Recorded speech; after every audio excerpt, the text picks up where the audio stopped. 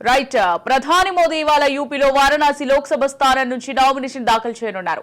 అట్టహాసంగా జరిగే ఈ కార్యక్రమంలో బీజేపీ పాలిత మిత్రపక్షాల రాష్ట్రాల ముఖ్యమంత్రులు, కేంద్ర మంత్రులు, సీనియర్ నాయకులు హాజరు కానున్నారు. ఈ నేపథ్యంలో పోలీసులు భారీగా భద్రతా ఏర్పాటు చేశారు. ఈ సందర్భంగా టీడీపీ అధినేత చంద్రబాబు వారణాసి బయలుదేరనున్నారు.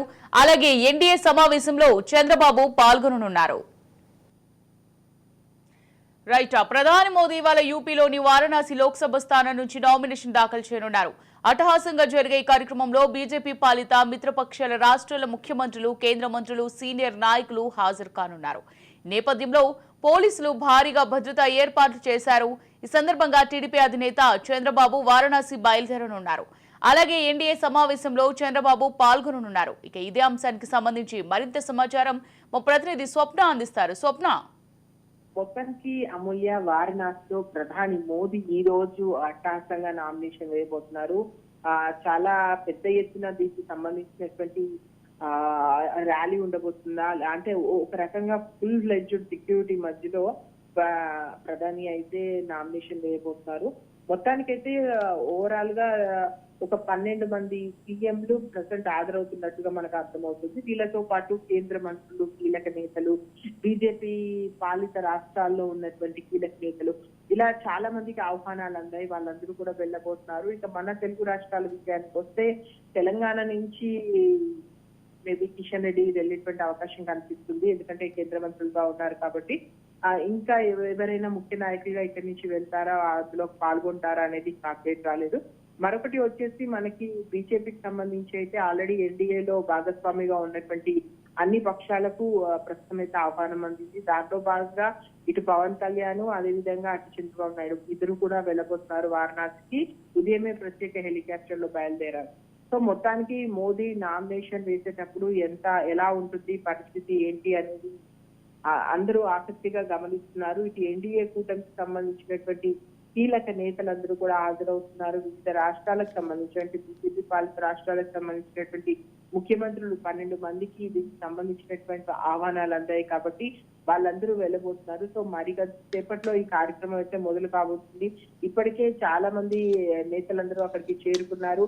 ముఖ్యంగా మోదీకి సంబంధించినటువంటి విషయాల్లో ఏదైనా సరే బీజేపీ చాలా చురుగ్గా ఉంటుంది. ఆయనకు సంబంధించి వేసేపటి క్రమంలో కూడా ప్రతి దాంట్లో ఒక ప్రత్యేకత కనబర్చేలా చూసుకుంటారు మోదీ కాబట్టి. సో ఓవరాల్ గా ఈ రోజు అంటే భారీగా అయితే అక్కడ బలగాలను ముమ్మరించినటువంటి పరిస్థితి. ఎవరిని కూడా ఇబ్బంది కలిగించకూడదు. వచ్చిన వాళ్ళతో పాటు మిగిలిన వాళ్ళు కూడా పూర్తి స్థాయిలో ఆహ్వానించే విధంగా ఉండాలి అక్కడ ఉన్నటువంటి పరిస్థితిలో. ఎందుకంటే ప్రధాని హోదాలో ఆయనకు ఉన్నటువంటి సెక్యూరిటీ ఆయనకు ఉంటుంది. ఎట్ ద సేమ్ టైమ్ 12 మంది ముఖ్యమంత్రులు, వివిధ రాష్ట్రాల్లో ఉన్నటువంటి కేంద్ర మంత్రులు అందరూ పోతున్నారు. కేంద్రంలో కీలకంగా ఉన్నటువంటి కొంతమంది నాయకులు కూడా పోతున్నారు కాబట్టి వీళ్ళందరికీ సంబంధించినటువంటి ఎవరైతే ఆహ్వానం అందిందో వాళ్ళందరూ కూడా వెళ్ళబోతున్నారు.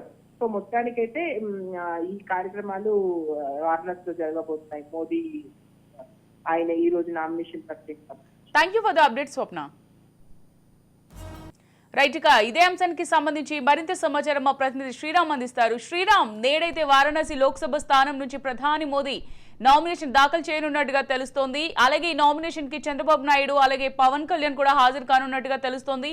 మరి దీనికి సంబంధించి అప్డేట్స్ ఏంటి శ్రీరామ్? అమూల్య, 2024 ఎన్నికలకు సంబంధించి తుది దశ పోలింగ్ కు ఈసీ ఏర్పాట్లు చేస్తుంది. ఇందులో భాగంగా ఉత్తరప్రదేశ్ లోని కొన్ని స్థానాలకు కూడా ఎన్నికలు జరగనున్నాయి. ప్రధానమంత్రి నరేంద్ర మోడీ వారణాసి నుంచి ఈ రోజు నామినేషన్ వేయనున్నారు. గత 2 సార్లు కూడా ఆయన వారణాసి నుంచే గెలవడం జరిగింది. ఈసారి కూడా అదే స్థానం నుంచి నామినేషన్ వేసేందుకు ఆయన ఈ రోజు సమయాన్ని నిర్ణయించుకున్నారు. ఇందులో భాగంగానే ఎన్డీఏ మిత్రపక్షాలకు సంబంధించిన కొంతమంది సీనియర్ నేతలను ఈ నామినేషన్ కి ఆహ్వానించడం జరిగింది. ఇందులో భాగంగానే ఇటీవలనే ఎన్డీఏతో జతగట్టిన టీడీపీ, జనసేనకు సంబంధించిన నేతలు మోడీ నామినేషన్ కార్యక్రమానికి హాజరు కానున్నారు. అయితే వాళ్ళిద్దరూ ఆర్ఓ దగ్గరికి వెళ్తారా లేదా అనే విషయాన్ని పక్కన పెడితే మోడీకి మద్దతుగా వాళ్ళిద్దరూ కూడా వారణాసి వెళ్ళనున్నారు. చంద్రబాబు నాయుడు ముందుగా వెళ్తారు, ఆ తర్వాత పవన్ కళ్యాణ్ కూడా వెళ్తారని జనసేన వర్గాలు చెప్తున్నాయి. దీంతో పాటుగా ఈ రోజు ఎన్డీఏకి సంబంధించిన ఒక కీలకమైన సమావేశం కూడా ఉంది. ఈ సమావేశానికి కూడా చంద్రబాబు నాయుడు హాజరవుతారని చెప్తున్నారు. అయితే జనసేన అధినేత పవన్ కళ్యాణ్ ఈ ఎన్డీఏ సమావేశంలో పాల్గొంటారా లేదా ప్రధాని మోడీ నామినేషన్ కార్యక్రమం వరకు పాల్గొని వస్తారా అనేది మాత్రం ఇంకా తెలియలేదు.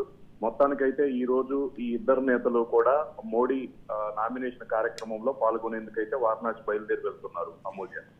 శ్రీరామ్, ఇప్పుడు ప్రధాని మోదీ నామినేషన్ సందర్భంగా ఈ ఎన్డీఏ నేతలతో జరిగే సమావేశం ఏదైతే ఉందో దానికి ప్రాధాన్యత సంతరించుకుంది. ఈ సమావేశం దేని గురించి అంటారు? దానికి ఇక్కడ నుంచి నేతలు ఎవరైనా వెళ్తున్నారా?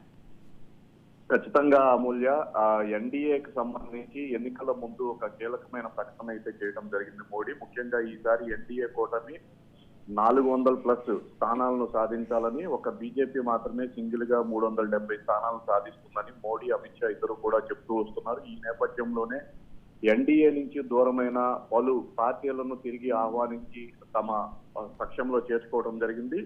ఈ కోవలోనే టీడీపీ కూడా తిరిగి ఎన్డీఏ గూటికి చేరింది. ఈ నేపథ్యంలోనే మరోమారు ఎన్డీఏకి సంబంధించిన నేతలు ఒక కీలకమైన సమావేశంలో పాల్గొంటున్నారు. 12 రాష్ట్రాలకు సంబంధించిన ముఖ్యమంత్రులు కూడా ఇందులో పాల్గొంటారని తెలుస్తుంది.